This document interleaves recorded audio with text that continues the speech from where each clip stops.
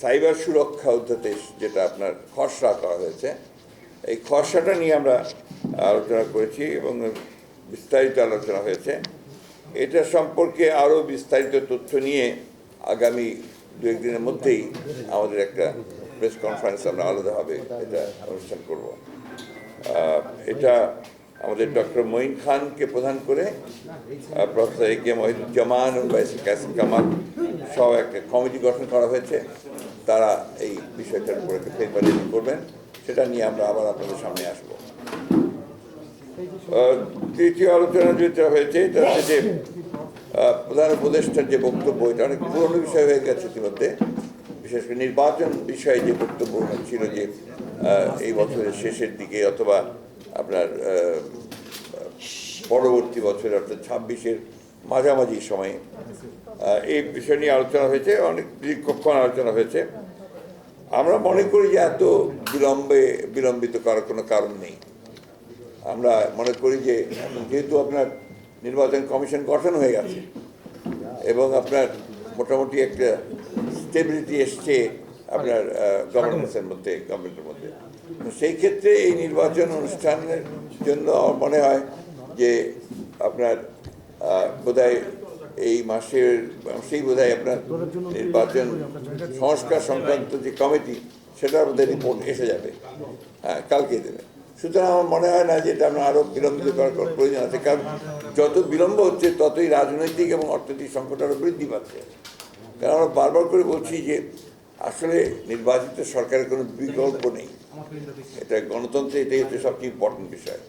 তো সেই ক্ষেত্রে আমরা মনে করি যে এই বছরই মাঝামাঝি সময় অর্থাৎ আপনার জুলাই আগস্ট এর মধ্যেই নির্বাচন সম্ভব।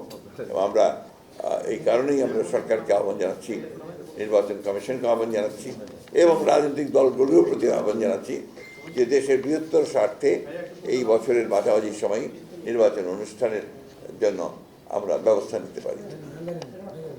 এরপরে আপনার আমাদের এক অত্যন্ত গুরুত্বপূর্ণ বিষয়ে আলোচনা হয়েছে, সেটি হচ্ছে যে দ্রব্যমূল্যের ক্রমাগত যে ঊর্ধ্বগতি, এই ঊর্ধ্বগতিতে আমরা গভীর উদ্বেগ প্রকাশ করা হয়েছে। একদিকে নিত্য প্রয়োজনীয় দ্রব্যাদির মূল্য বৃদ্ধি, ক্রমবর্ধমান মুদ্রাস্ফীতি, অন্যদিকে ভ্যাট ও অন্যান্য করের হার বৃদ্ধি অর্থনীতির নেতিবাচক প্রভাব ফেলবে বলে সভা মনে করে। এ বিষয়ে একটা বিস্তারিত তথ্য সম্বলিত সংবাদ সম্মেলন অনুষ্ঠানের সিদ্ধান্ত গৃহীত হয়েছে।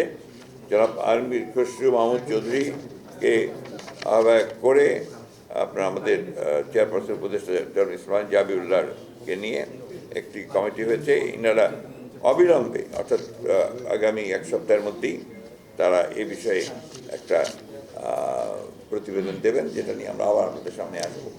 এখানে আমরা মনে করি যে শুধু সমালোচনা করলেই তো হবে না, আমরা এটার সম্পর্কে আমাদের ভাবনাটা কি, আমরা কিভাবে আপনার এই মূল্য বৃদ্ধিটাকে দেখছি বা আপনার কর বৃদ্ধিটাকে দেখছি, সেটাকে আপনার ইতিবাচক দিকটা কি হতে পারে, তা আমাদের প্রস্তাব কি থাকতে পারে এই সমস্যাটার সমাধানের, সেই প্রস্তাব নিয়েও আমরা আসবো।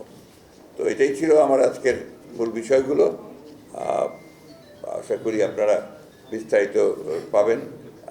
অবশ্যই এক মিনিট,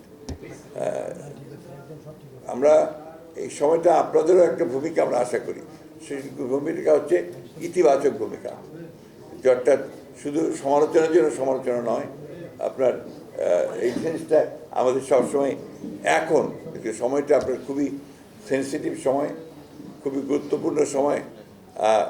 আমরা জাতি এখন একটা আপনার অত্যন্ত ক্রান্তিকালে অবস্থান করছি। এখন এর থেকে এই গণতন্ত্রের উত্তরণের যে পথটা, এই পথটাকে আমরা কোনো মতেই যেন আপনার এটাকে খুব বেশি বাধাগ্রস্ত না করি, সেই আহ্বানটা আমাদের সকলের প্রতি থাকছে। জি প্লিজ।